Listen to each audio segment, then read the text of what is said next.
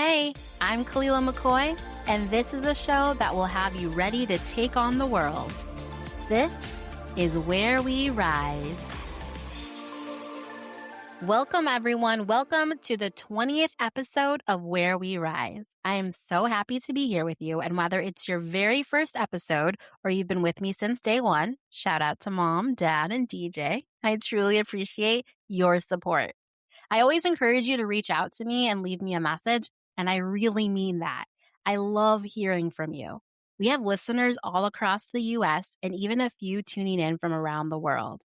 My hope is that every episode has encouraged you, inspired you, or given you something new to think about and to talk about. Let me know if there's a story that you need to hear. Today, we are hearing from author and world traveler Meg Stafford. She will have you booking a flight or gassing up the car for your next adventure, ready for the beauty of the people and places waiting for you. I ordered Meg's book, Who Will Accompany You? My Mother-Daughter Journeys Far From Home and Close to the Heart. And from the very first pages, I could feel the love and excitement she had for her daughters in traveling and the depth of their experiences and the richness of the people they met along the way. I had only a few chapters left when it was time for us to sit down and chat, but hearing her speak and then going back to finish the book made the story come alive even more. So let's listen to Meg share about her travels, and afterward, I'll let you know how you can get your own copy of her book. Hi, Meg. How are you today? I'm really well, thank you. How are you? I'm happy to be here. Yeah, I'm doing really well too, and I'm very excited to talk to you. We're going to be talking to you today about your travels, and you wrote a book, and I actually have a copy of it here with me. So, Oh, Who Will Accompany You? Yeah, I did purchase, and I will be honest with you, I haven't finished reading it. We have a okay. lot of books that I have to read on my list, but it is very good. It is very interesting. I was engaged the whole entire time, and I even penned some things that I want to ask you about. So I'm excited for you to share your story, to share about your book. We'll definitely add it in our show notes at the end. But before we jump into that, just go ahead and explain who you are and how this book and this traveling bug got inside of you. It's, um, well, I do think that the travel bug was there from very early on. My friend that I've known since I was 4 reminds me that that summer we met at camp and found out that we lived sort of off of 2 spurs off of a huge horseshoe, and when I found out that she just lived on the other side of it, I just marched myself through people's yards right across to her house. She she thought that I was, I think, a little nuts for just venturing forth on my own, but Right. like, I was intrigued to go see where she lived, and so I just went at it. So, Mm-hmm. I've always been curious about other people's houses and how they lived, and, my first trip abroad was when I was 14, and friends of the family were chaperoning a trip through the college my friend's dad and my dad both worked at, to Mm-hmm. France. And so that was my introduction. I had been taking Spanish in school, but that was my first trip to France. And just loved it so much. I spent 3 weeks in the dorm until they determined that a 14-year-old should not be living in the dorm. And they said it has to be, you have to be over 18. So Yeah. then I got to live with my friend and her family, and they were living in a big complex where there were lots of kids. So I got to meet people that way. And then I traveled with them for 2 weeks after. So I knew I Mm-hmm. would be going back. And I spent a semester of college in southern France. I started taking French in college. And um, after college, I knew that I couldn't hop right to a job right away. I just needed to spread my wings. So I traveled across the country by bus by myself. And actually, my first stop was Columbus, Ohio, Oh, because really? I had Neat. a friend who I had been a counselor with at overnight camp was living there. So Okay. I stopped and visited Columbus for a couple of days and my friend, and then made you. It was the ticket was 2 weeks as long as you were continuing west. And so I Okay. took 2 weeks to get across the country, visited another friend in St. Louis, and spent a day in the Grand Canyon, by myself. That's an odd thing, and a day in Las Vegas by myself. Really odd Mhm. thing to do when you're 22.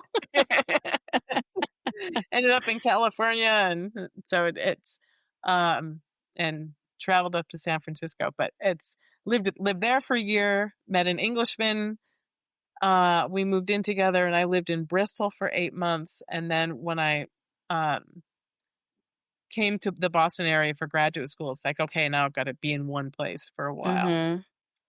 And still loved to travel when I can, but went to graduate school, started working, and I evidently passed on my love of Your travel to travel even love, my yes. daughters. So I shouldn't have been surprised when they wanted to strike off to faraway places on their Right. own. Gail went to Costa Rica after her sophomore year in high school, spent 5 weeks there. And then when Kate was a senior in high school, they went to a charter school which encouraged, off-campus travel in support of the research for their senior project, and her senior project was on the question, "What is happiness?" And she wanted to study meditation and Buddhism at, uh, a monastery in Kathmandu, Nepal. So, a friend of mine says, "Why didn't you just say no?" But I couldn't do that. Like, if she had the Right, that's an courage to amazing wanna go there. opportunity. Right. And so we decided that we were not comfortable just popping her on a plane. She had just turned 17.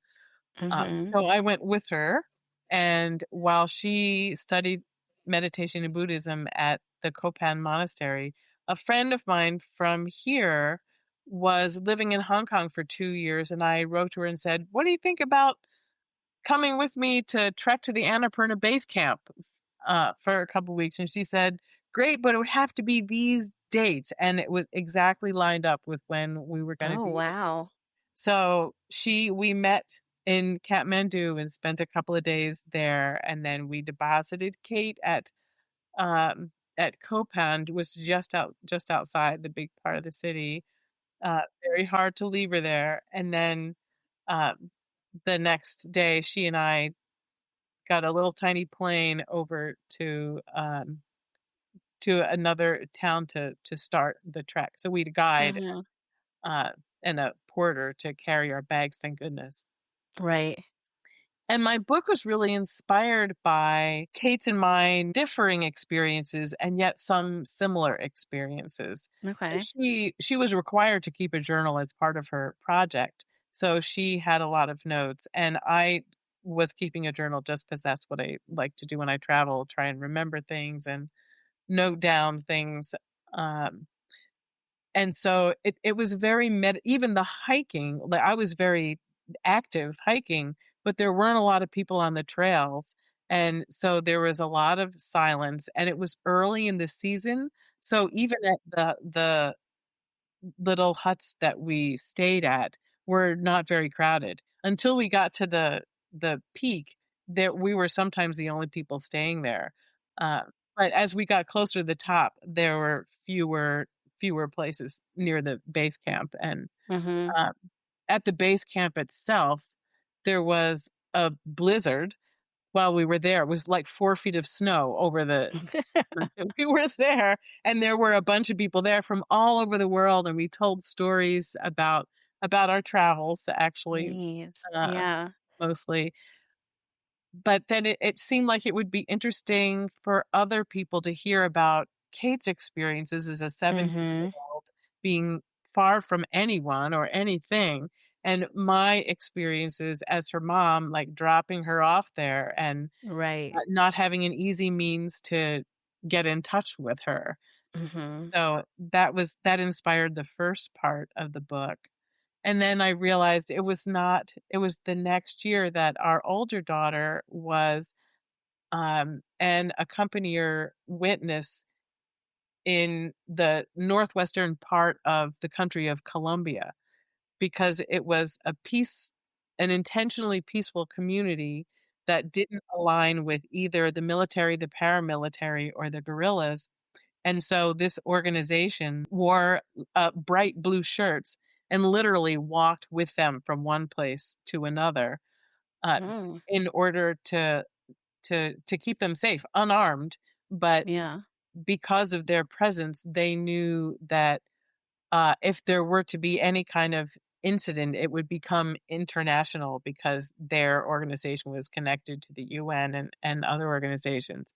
But Right. there had been shots fired and people had died years previously. So I wanted to have feet on the ground and see what it was like. And um, it was amazing to be there. And Gail, our older daughter, also wrote a lot about it. And I thought, again, it would be interesting for people to see what it was it like for me as a parent, for my husband and I as parents of a 23-year-old off so far away and doing an extremely responsible job. Right. What was it like for her? What was it like for us? And what was it like for us to explore the culture and the beauty in each of these places as we Right. went along? So it was to both trips fascinating in their own way. And, Yes. so we're going on and on here. Then, after Nepal, Kate and I went to Bhutan for 3 days, Mm-hmm. because Bhutan has a happiness quotient. You know, they're known for that now. They literally send out questionnaires to their population. Which is so interesting. I thought that was really neat. It's amazing. You know, they at the time, their population was around 700,000, so it's like a like, smaller than a lot of cities in the Mm-hmm. US, but still, like, they have a king and queen, and people really honor and feel like they are benevolent and support them. So it's it was amazing going on those journeys, and both Kate and Gail still love to travel, Yeah. whether it is, um, to other countries. Kate went to Iceland recently. Gail went back to Colombia. She went to Spain the other year. Like, it's important to both of them to, visit other cultures and to keep up with the people that they've met. So let's kind of back up a little bit. So I know you talk about this in your book as well, but you talked a lot about just now the idea of letting your child go and both girls going to different places, feeling safe. How do you deal with that? Because you also talked about yourself as a girl as well, right? Traveling across the United States by yourself. So you know, like, this is something that I've done. This is something that I, you know, gathered a lot from. And then when That's your true. daughters want to do it, right? And obviously, as a parent versus your own self, there's a little bit of different fear there. But how did you take what your experience was, and then now being a parent into okay, now my daughters want to do the same thing? It's, um, certainly I understood the desire, Mhm. and, um I remembered when I was 16, I wanted to go to Greece with friends, Mhm. and my parents said no, and I was peeved, but I understand that, you know, like, to Yes. it's not with a group, but we were just gonna march off there, and, so I wanted to be able to support their yearning and desire to stretch, but also Mhm. make sure that they were doing it a in a safe way. And Right. so with Kate, if she were going to a closer country or somewhere where we could reach her or just have some sense that there'd be someone to meet her even, I might have been more comfortable with it. But it was so far. She had spent a lot of time on her own, so I knew that on her own, meaning she had been away at camp for a number of weeks at a time. Um, so that part would be not as difficult, but she'd never been so far away. So it seemed like the best compromise for me to go with her there and turn it into an adventure for us. So, and then with Gail, because she was 23 when she did this, it was really her decision that she was she was supporting, she was being paid somewhat. It was mostly Like she had a place to live and, had a small stipend. Mhm. But, so I could talk with her about the experience and what the decision was and what it would mean, but I didn't feel like I could make the decision for her. So it meant that I had to trust her judgment. And if she had spoken with the organization and felt like they made provisions to keep people as safe as possible, um, I was not in a position to say no. So it made me nervous, but I also really appreciated her commitment to the whole project and her Yeah. desire to go there and to be involved in something that she was really putting her heart into. So I admired them both for their desire to do something out of the box and different, and wanted to support it as much as I can, as difficult Yeah. as it was. There were a couple of times, and well, there were a couple times at various points, not on this trip, but when they were both in places where I couldn't reach them, and that Mhm. was difficult. Kate, after after high school, because of this trip to Nepal, she knew that she didn't want to go right to college, and she went to South Africa, um, to Cape Town, and did a project there for several months.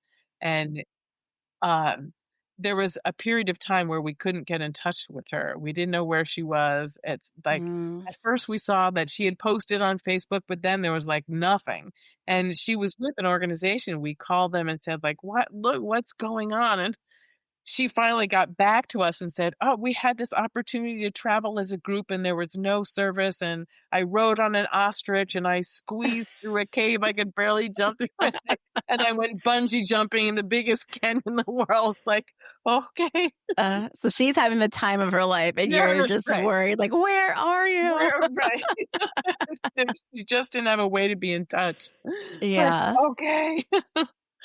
And then there was a time when Gail was in, I think she was in Chile at the time, and there was just one community that there was just poor service. So it was just a matter of trusting that it would be okay. I could like send my love to them through the Yes. ether, but I couldn't verify it.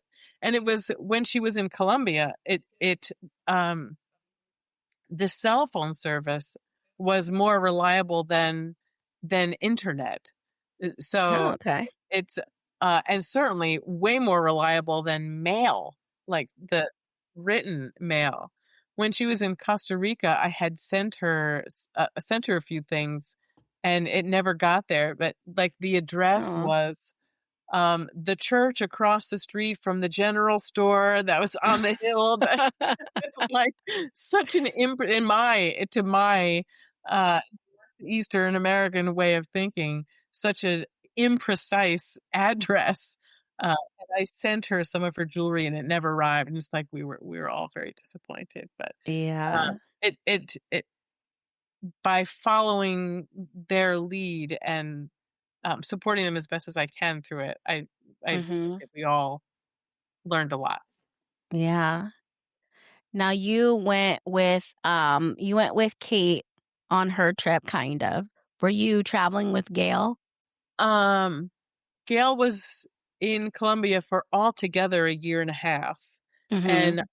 and I went down for a week, and she came and met me in Medellin, and we went to Cartagena, which is on the coast, and spent a couple of days there. She got a couple of days off, and then Mhm. we went back to the community where she was living, which was a 45-minute Jeep ride and an hour and a half hike up to the community where she was living. And I spent 3 or 4 days there. So I was only there for a week, but she was there for a year and a half. She spent the first 9 months in the community, and then she spent the second 9 months in Bogota, which is the headquarters for where the organization is. And she did she still did some accompanying that, but she would have to take buses to get there, and it was, um, it was a different kind of experience, and she worked on policy and, um, different aspects of it. Okay. So, we saw her, um, like, once or twice. She came up and met us because Kate went to college in Edinburgh after her time in Nepal, and then going to South Africa. She decided that she wanted to go to school in, in the UK if she could, because after Okay. her time in South Africa, she traveled in Europe for 6 weeks with a friend.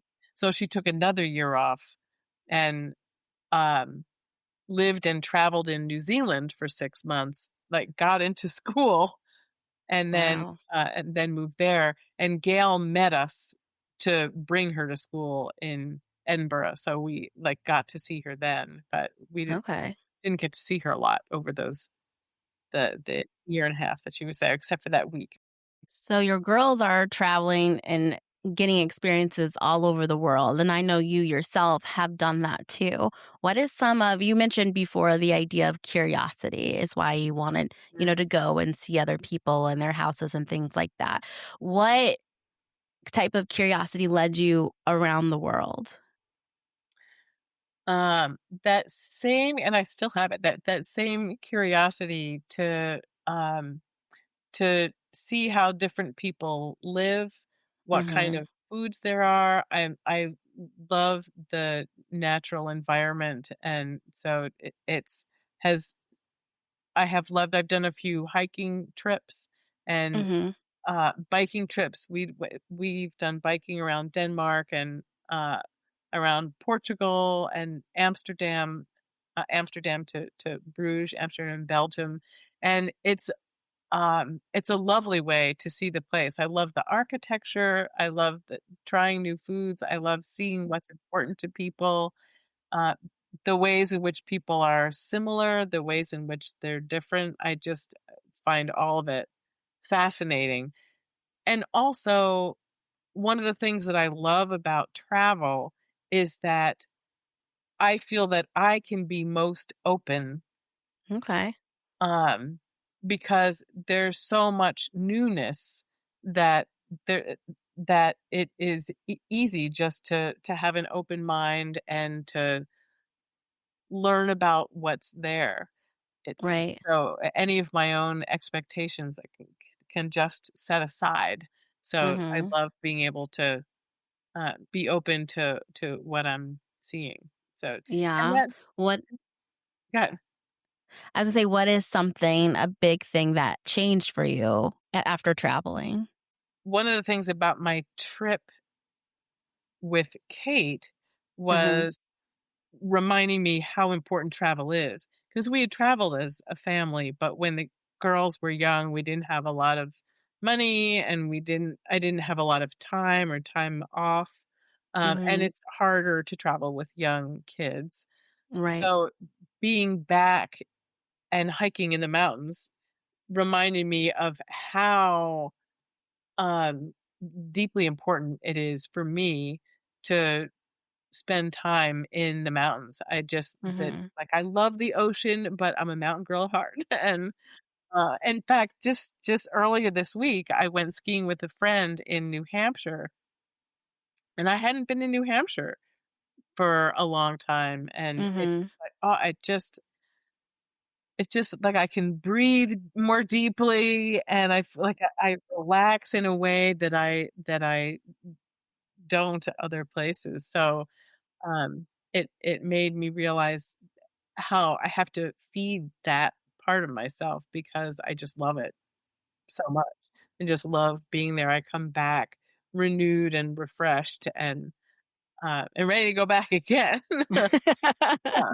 And it is, it's an important balance for me because I'm a social worker in private practice, so I see people for psychotherapy, and that is really important to me, but in order to keep myself, fresh and feeling on top of it and ready to connect with people, I need to have my own time and my own space, uh, Right. away from other things. So it's part of what really creates the balance in my life. Um, and along with exercise, that's important. So these vacations where I'm hiking in a different place or biking in a different place, it satisfies both Yeah. needs at once, and it's a slow way of seeing a place. I mean, you Mhm. can cover a lot of ground in the car, but if you're hiking or you're biking, your pace is slower, and you can really take it in. And um, I really like that. Yeah, I like that thought too. I hadn't really thought of it that way, like a slower way to really absorb a culture or a place, or even like you said, just nature. Mm-hmm. That's really neat. Yeah, that has been it has not gotten old. It's Mhm. just it is like every time. And that's I also feel like people can we can all do that. It's Mhm. there are places, there are parks nearby that I've not been to, and it's fun Right. just to go to a different state park or a different local park or a different restaurant. It, Right. because it's again that newness and sharing it with someone else. Mhm. It is wonderful to see what they think about it. How is it different? How is it similar? Uh, so um, it it can be done on a small scale. You don't have to be going Yes. across the world to Right. satisfy some of that curiosity um, and interest and love of nature. There's plenty of it Mhm. close to home, Yeah. almost anywhere you are. Right. Yeah, you're right. You talked about meeting different people on your trips and seeing different cultures and noticing the similarities and differences. So, Mhm. where you are, right? Humans are humans. What are some things that you felt were very similar and then some differences that either surprised you or that you felt you really learned from? There was one, and I talk about this in the book. There was one experience in Colombia Mhm. where we were up in the village where Gail was living, and like she said, "I'm gonna have to introduce you to everybody." And it's so there were some of the differences and some of the similarities, but some of the differences were that the animals roamed free there. So Mhm. Daisy the cow could just come right up and like and we would throw like banana peels or any kind of peels literally out the window. There were no screens, just throw them out the window. And the Mhm. animals, horses, like there were little pigs roaming around. They would just come and eat them. And I thought, like, there is the no waste. You don't need to Right. compost. The animals will just come pick it up. But Mhm. I love, but they were free roaming, but they were not, uh, it's not like you could just pick up any little piggy roaming by, they were also like, it was an interesting blend of, um, they're not really being, not wild, not domestic, but it was interesting combination. Or I'm like, they thought nothing of it, but Daisy Cow once went right through their house on the way to the back where there were Oh, okay. papayas, and she peed in the house. I was like, that that's a Oh, substantial wow. amount of pee to deal with. Y But it has a big yeah. drain. They said, "Oh, it's no big deal. It's like there's a drain right in the middle and just went right down. We washed it right with water. It was no big deal." It's like, okay, maybe no big deal for you. That is not the way I live in my Yeah, that's not house. typical where we come from. Not typical. Or, when I was there, one of the papayas was ripe, and so they Mhm. have one guy had a very long, a machete lashed to a very long stick because it was high up, and he gave Gail and her friend Kaya, who, um, she was also living there, a huge tarp that they held on to the sides, and he whacked down the papaya and it fell to the fell into the tarp. It's like, "Okay." definitely do not do this at home. So, that was interesting, but she took me to this woman's house in the far corner of the village, and she's someone who made, lunches for a lot of the people who worked in the field, and they would come pick it up, but Mhm. she had a donkey in the yard, and she asked us into the house, and there was a chicken, um and a duck and a kitten, like, sitting together on an overturned log, and she, like, Aw, shooed them that's off and, like, cute. gave us a place to sit, and we were chatting, and, um, like, they had a wood-burning stove. Mhm. That's what they cooked with, so that's, like, not something I was used to, but she, Right. like, turned around and she produced 2 bowls of gorgeous soup with these huge beans and chunks of banana and bread, and it's like I was overwhelmed, and Mhm. she said, um, "You do us a great honor by being here," and, like, I Aw. teared up because, like, I was just honored to be there, and Yeah. I realized that, she was a mom also and had a daughter similar age to mine, and Mhm. she asked where was my husband? How did I like it here? When was I coming back? And I had the sense that she understood what it was like to have a daughter, like what it must be like for me to have a daughter of this age so far from home. And Right. I realized that she was like, there are adults that were there for my daughter. Like, yes, she Mhm. was helping the village, but they had their eyes out for them also. Um, they would bring them some of the crops that they were growing. They would stop in on them. And it really wasn't until that moment that's like I connected with her as a mom, and Mhm. different culture, different living situation, but definitely it was, a place of a place of connection that really touched me. Yeah. That's one one hugely different thing in Nepal, um, there some of the rituals when people are dying, like, they have specific places that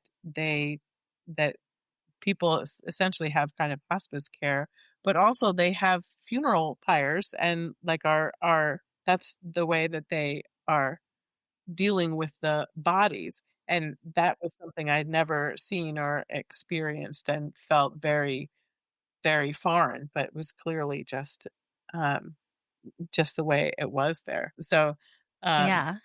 that was fascinating and different. Mhm. And when we were in Bhutan, they have, prayer wheels everywhere. Mhm. It's because that country is, predominantly Buddhist, and, like, you have to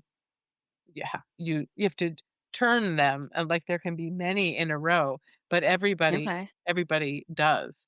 And so it was just fascinating again to see it. Yeah. Do you ever find yourself with, some of the different places that you're going to, do you ever get a little fearful or nervous when you go to a new place? Um, can be, like Mhm. anywhere, it can feel uncomfortable.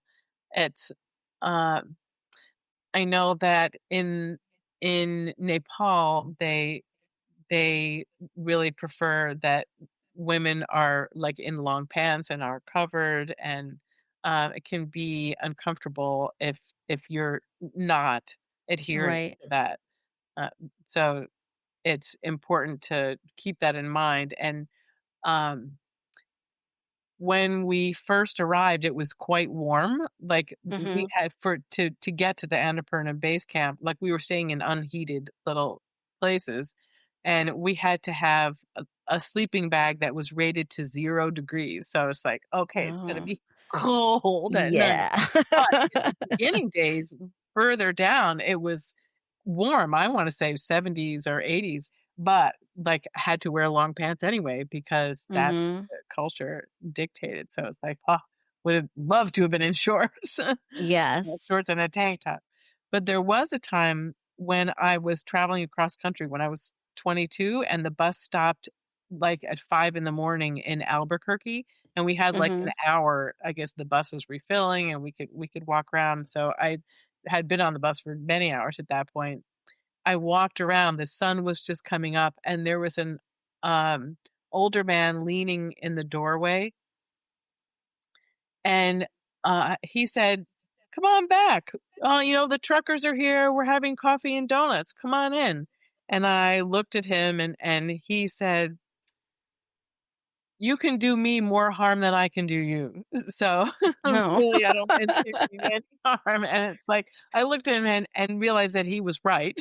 He was he looked pretty frail, and I decided to trust him, and I went back and had coffee and donuts with the guys there, but it was a moment of, "Do I do this? Do I as a single young woman, is that smart?" And I, like, had to split second decide that, I thought that he seemed genuine, so that was fortunate. What type of lessons do you feel like you carry now having had these experiences and stepping out of your comfort zone? Um, that I think it's important for us to step out of our comfort zone in the name of, um, exploring and connecting with other people, and Yeah. being open to new experiences um, and the beauty of what's around us. It's Mhm. there's so much to see and so much to learn, and um, we can only find it when we go out there. So I love being able to take the opportunity and hope that other people will too, because we certainly can understand each other better the more we're able to see of different places and different cultures and um diff- excuse me, different challenges that people have and different is it's so there's just it just is endless. It's, I know that people who live near the Arctic Circle like have an entirely different lifestyle Yes, uh true. and deal with things and just like um in Colombia, which much closer to the equator, and so it's not only the heat, but the light is different. It's because anywhere that's closer to the equator will have much closer divided amounts of day and nighttime. And like Mhm. and the further north you go, the greater the variation.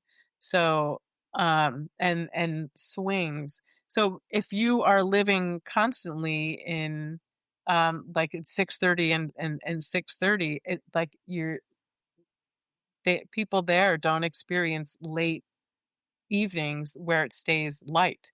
So, like, Okay. your life has to adjust around that, or it's, Right. um and the reverse, like, we here in the Northeast, in this area, um, will experience it being light till 8:30 or 9, but people Mhm. who live further north or, like, closer to the Arctic Circle, there are times when it's light almost the whole time, and so Right. it Which changes. brings about a whole different way of living, right? Yeah, yeah, Yeah. and the farmers in Colombia, like, get up early every day, it's and they're out, but it's light every day. It's not like they have to wait until 9 o'clock to get to work. It sounds like a lot of your experiences in the places you've gone, it's not like touristy places, is that right? Is it more kind of finding guides and excursions? Yes, I hope so. I'm certainly these trips, I do love seeing, like, museums and some of the Mhm.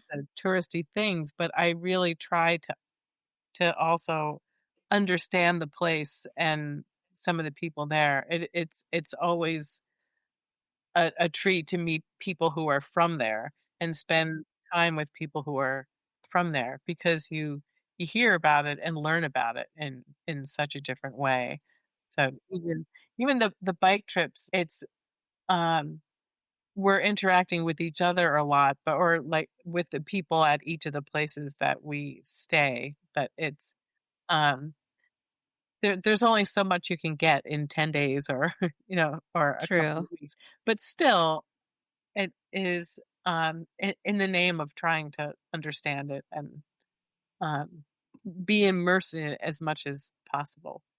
Do you always journal as you go, or do you find like you have once you get home, you kind of have to sit back and process all of the things you've experienced? Both. Mhm. And it's um and sometimes I forget to note down some of the details because I Mhm. always think, "Oh, I'm just gonna remember." But Yeah, you there's never do. you never do, right? It's It's so like, "Oh." much, right?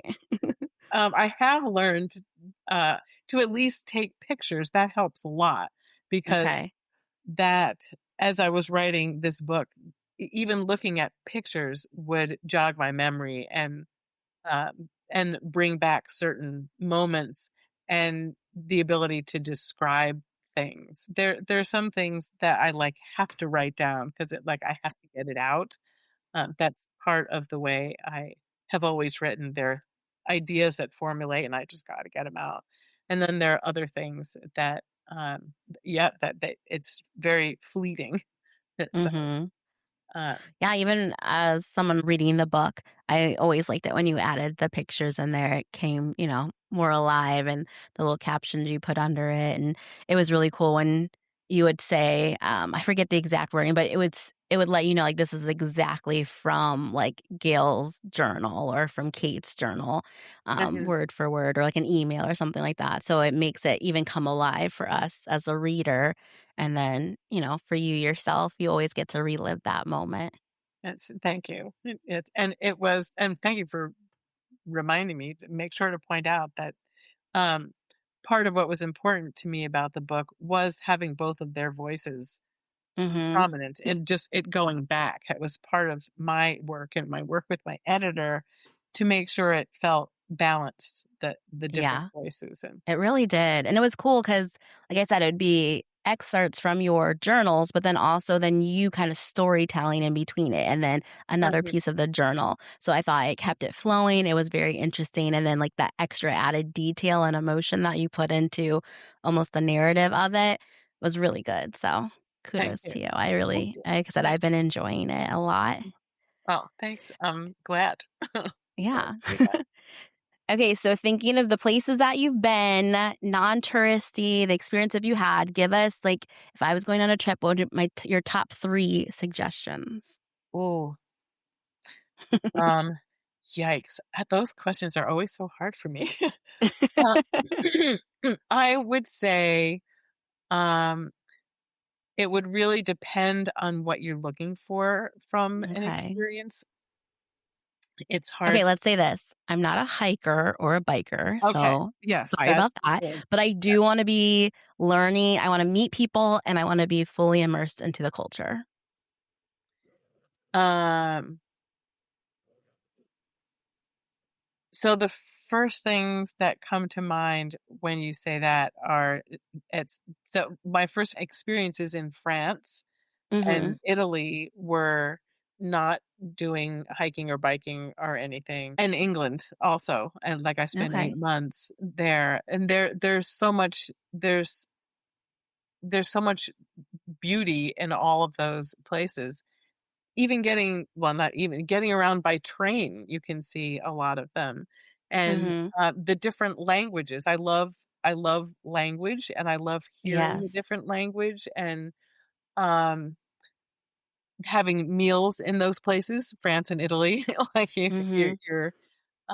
it will be, you're gonna be in for a a lovely experience. They take dining very seriously, Mhm. and they wanna enjoy it. Like, that's Right. one of the things that I feel like Europe does really well is take their time with things. So, there are so many places that will, um they really celebrate. having meals together and spending the time and not hurrying through it. So they're really good at setting aside the time and space to do that and just to hang out and be together, in a different way than and we do that here also, but they do it all the time there, Like more regularly. like, more regularly. Like, that is just time with each other is valued, uh, in a more substantial way. So it's lovely to be able to experience that, um, and, my husband, who had never met some of the friends that I had made in England, came with me on a trip there. Because we went to see our daughter play Frisbee, uh, from in college, and then we were right near Bristol, where I had lived for 8 months, and he just, fell right into it, and I could see that it really suited him. So Okay. it was, um so, like, anywhere you go in those places are just gonna be beautiful and filled with interesting architecture and food and people who are Nice. interested to talk to you. So, Yeah. hmm, Okay, and then for my adventurous listeners, where would you suggest they go? um, one of the hikes that I did with friends a few years ago was, called the Tour Mont Blanc, and you start and end in Chamonix, France, and you walk through, um, Italy and Switzerland. You go Ooh, climbing up, you climb up and down each day, so you do a peak and then come down, but you're circumnavigating Mont Blanc, and it just is beautiful vistas, and you get to be in 3 different countries, so that oh, was neat. a very fun one. Uh, and any the biking companies can accommodate different levels of ability. So Okay. it's my friend That's what I did was thinking. I was like, they'd be like, "Oh my gosh, Khalila, hurry up! Like, we're gonna be a day late because of her." it. It's my friend did a bike across Italy, and it was a lot of elevation, and it was, I didn't do that one with her, Uh, and it was more mileage, and my husband and I are gonna be doing this one, and it's in a different part of Italy, and like 30 to 40 miles of rolling hills, not as steep a hills as she did, so and they have some like, when we did Amsterdam to Bruges, that was largely flat, so, um and the bike excursions are and they have so they're all levels, but also it's not like, okay, you're gonna be doing 40 miles, like, go and see how fast you can get there. It's like Right. your time, you're gonna stop somewhere for lunch, Okay, okay, that and seems more so reasonable. yeah, so you can and I like that that's short enough that when we get where we're going, we have time to explore the city and walk around. And so, but there are lots of great hiking and biking tours, probably kayaking, other things, other adventures you can do as well. We were in Puerto Rico just a couple of weeks ago, and How it was neat. it, yeah, it was really fun to be there. And it's only 3.5 hours away from here, Mhm. direct flight, and like it feels like you're in a whole other place. And Yeah. that was a treat, also. And Yes. you said you're going to Italy. When is that trip? End of May into the beginning of June. Okay. So how often are you traveling now? Well, now we're traveling a little more often. Now our daughters Mhm. are grown, and my husband is. I'm still working. Well, my 3 days a week pack a lot into it. My husband is not working full time anymore. He's retired from that, Okay. and is working 2 or 3 days a week. So we're trying a couple times a year Okay. to get a Nice. place. So yeah, feels that's exciting to get to this point in our lives to be able to do that. Now, you mentioned earlier a little bit about noticing the different cultures and things like that and the way of life. Is there anything like from any of the cultures that you've experienced that you've adopted and kind of made part of your life as well? Hmm.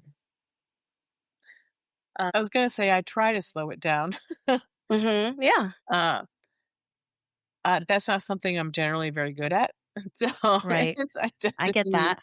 it's, an on-the-go kind of person, but, Mhm. um, definitely try to remember what it's like to be in new places and to for me to make sure that I get up into the mountains um and whether it's skiing or hiking or walking or just spending time there, it just is something that feels like home. Uh, and to remember that it is different for different people, and to be um, tolerant and appreciative of the differences, because we all have different preferences and different ideas about things, and we come from such different backgrounds. It's important to remember that. So it's seeing it in action makes it uh, really drives it home. That it's I think having been to that first time in France that I was so fortunate to be able to do when I was 14, like left and I turned 15 while I was there. It left a deep impression on me, seeing the buildings that were so old, and, like, people just living among that every day, but you really feel connected to history and to, like, people all generations, and, um, and it's the I think the mountains do that also because the mountains just feel so old. It feels like people have been on them for centuries and centuries. They've been there long before we were here, and Mhm. it just lends a connection to place and time and the past, and, like, they will be there long after we're gone also. Yeah. It's like the, um, evolvingness of nature, like, and Right. the different paces at which we do it. I like that, the idea of, like, when we're traveling, we're not just connecting to people, but a time and a place, to history, to, nature. There's so much to focus in on that, like you said, anybody can connect, and then you and I could go on a trip, right, and connect in different ways and notice different things and come Right. back with a different story. And, that's it's fun to hear about, like, like, to when we've spent a day somewhere, like, what stood out to you? What did you like? What was your day like? Having just been skiing, even from one day to the next, one day it was full sun and like 37 degrees and like it was just beautiful and we got warm, I had to shed layers and the snow was getting sticky and like mushy and hard to move around. And then the next day it was totally gray and colder and it was very the conditions were much faster and you had to pay attention in a whole other way. So even being in the same place from one day to the next feels different. So or like different time of year, it would be obviously totally different there in the middle of summer. So it is, it just never gets old. And I do have to ask because I know when you talk about a lot of traveling, people will ask this, and then you even put it in your book. I think it kind of made me laugh. You talked about, I can't find it right now, but you talked about wanting to travel, but your bank account was like, I don't I know if this is a good choice for you. Oh, yeah, here it is. The only hesitation came from my bank account, which tapped me on the shoulder, slapped the back of my head, and hissed, "What are you thinking?" right. So, that made me laugh because a lot of people think like, "Oh, okay, well, are you wealthy?" Like, wealthy people get to travel and do all these extra things, like, nobody who's, working class or who's like me can go to all these places. So, if you don't mind, can you share with us, like, obviously, like you said in your book at first, there was that trouble with thinking about where those finances are going to come from? Is it just you made it a priority? How did you fund all these trips? Yes. So in the beginning, like when I was younger or college and just after, it absolutely was a priority. And Mhm. I did not, and still don't have a fancy car, Mhm. or fancy things, but it was, if it was travel, I would spend it. There are other things that I would not spend money on, or I made sure that I lived in a place where it did not take the majority of my money to be Mhm. there. So it has it it it has meant making choices. And for a lot of years when the girls were young, it was a priority for me to not to be home with them some of the time. So to not be working 5 days a week, that was a personal choice. So I preferred not doing something so that I could be with them. Um, and as time went on, and like now they're older and out of college, and so we have more money available to us because they've been supporting Mhm. themselves for more than 10 years. And uh, so like we made a priority to be paying down our house so that so that we would have more available to us. Like we don't have a second home. We don't it's like it's still it's travel is a priority, but we can't do all the things. Right. There was some things sort of fell together, but we had to cancel one thing because it was one too many. We couldn't afford it, and so Mhm. we have to put things off. Or like I can be an impatient person because when I'm excited about something, I want to do it right now. Mhm. Oh, I'm the same way, yes. But I have had to learn that I can maybe do many of the things, but not right now. So if Oh, I can yes. do I them, think that word was for me. there you go. I eventually can get to many of them. Uh, Yes. so some of it was a matter of being patient about it, but also when we like all those years, we would take time off, but we went to Maine, so which we Mhm. could just travel by car.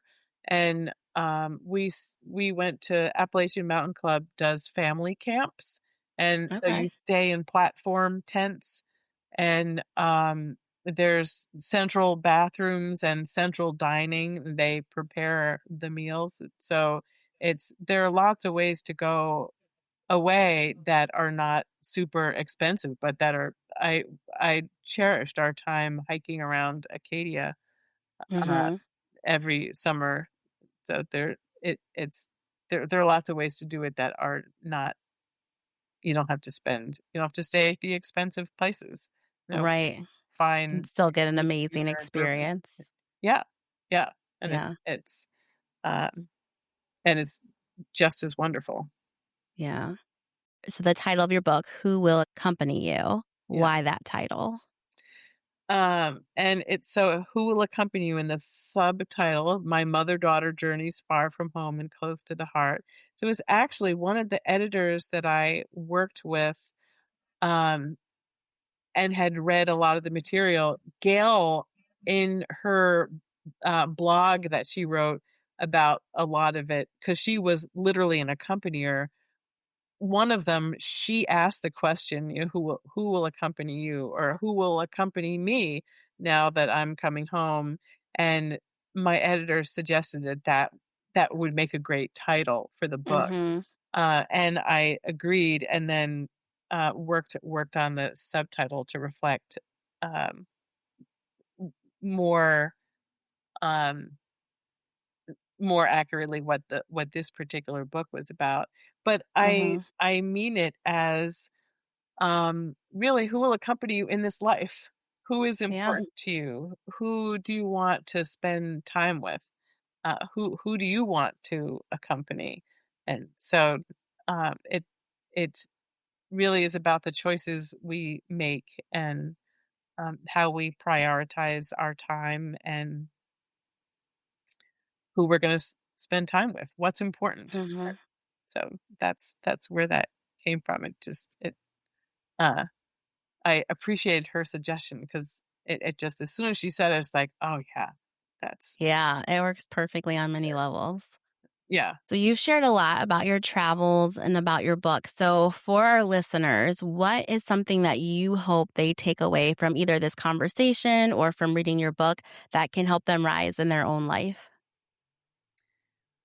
I really hope that people are inspired to go someplace new, and whether it is close to home or far away, and enjoy having an open mind and sharing a new experience with someone, and finding out more about both the person that you have gone with and also the place that you're going to to see what you to see what you learn. And there's just so much beauty in and out around to take advantage of it, make the time, and to um, go and explore and love it. So Yeah, thank you for that. I really appreciate you sharing about your experiences and your book. And like I said, it's a great story. So I hope other people are rushing to get it and read it as well. Do you have any other book goals in the future? I have been thinking about that. This is my second memoir. So my Okay. first one is called "Topic of Cancer: Riding the Waves of the Big Sea," and it is about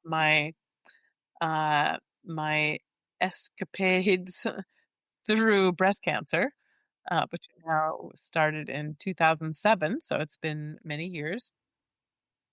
And that book is, um, there's a lot of humor in it. And so if you don't Mhm. like puns, stay away from that book because there are a lot of them in there. And I talk about the silly things that happen and the sad things that happen. And that's written in Right. real time, as it is happening. So Okay.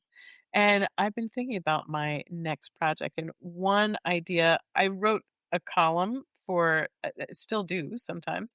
Now it goes into my blog, um, a column for newspapers about different things that were happening in my life.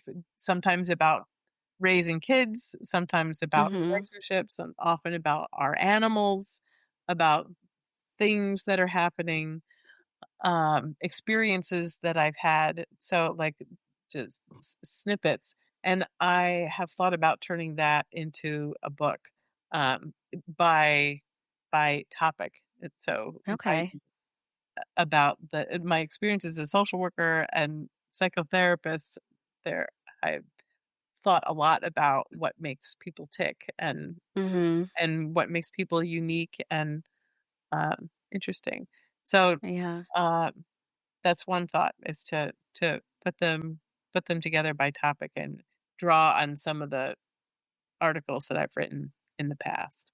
So, I've been writing reviews of musical performances and art Great. openings, and, like, I love writing essays of all kinds. I just wrote one about my dad. So it's, if I can combine them, that'd be a real treat. Yeah. So, That does sound like it would be really good.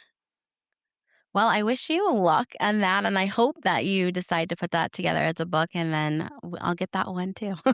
thank you. I I really will enjoy your absolutely let writing you style, know. so Uh, yeah, please do. it has been delightful. You have, asked lots of evocative questions, and uh, it's as a therapist, I ask people a lot of questions, so Mhm. it's always interesting for me to be on the other side. Yes, Like, I know. Well, my husband says the same thing. I ask questions all the time, but I like you have the curiosity for people too, and I just, want to know, like you said, what makes them tick, what makes them feel the way they do. So I appreciate you answering all my questions and taking the time to share about your experiences. totally my pleasure. It's been really great. Meg encourages us to make time to go and explore and love it. And I echo those sentiments with my whole heart. As someone who has had the privilege of traveling to several countries and states, I've loved stepping outside my regular space and seeing what else is out there. The people, the culture, the food, the scenery, every part tells its own story. Meg talks about slowing down so we can truly appreciate and enjoy the experience. And I like that she reminds us we don't have to leave where we are to do it. DJ and I have talked about taking a family road trip with Miles and exploring more of the US. And honestly, there's so much here in Ohio to enjoy that we really don't have to go that far to have a great experience. Meg reminds us that travel is what we make of it. You can go all the way to Paris and have a terrible time because your mindset is off, or you can visit your nearest state park and have the best day of your life. It's all about the adventure you choose and the attitude you bring with you. I asked Meg for some suggestions on where we should travel, but now I'm asking you, where do you want to go? What do you want to do when you get there? What are you hoping to see, to feel, and to learn? Have fun with this question. Pick one place that might be kind of hard to get to, that would take some real planning, and then pick somewhere close by, simple, that wouldn't break the bank. Then figure out, how do you make both of those a reality? In the show notes, you'll find a link to Meg's website where you can order her award-winning book and spend time exploring her blog. I caught up with Meg this week, and yes, she did go on that trip to Italy. She told me they had a terrific time biking 35 miles a day from Puglia to Matera. Meg, thank you for our conversation and for reminding me of the joy I feel when I am out in the world exploring. Soon, I'll share some of my own adventures with you. And to my listening friends, thank you again for being here. And as you move through the rest of your day, I hope you take a moment to listen a little louder to yourself, to the people you love, and to the things that connect us in ways we sometimes forget to notice. I'll meet you back here next time. See ya, bye.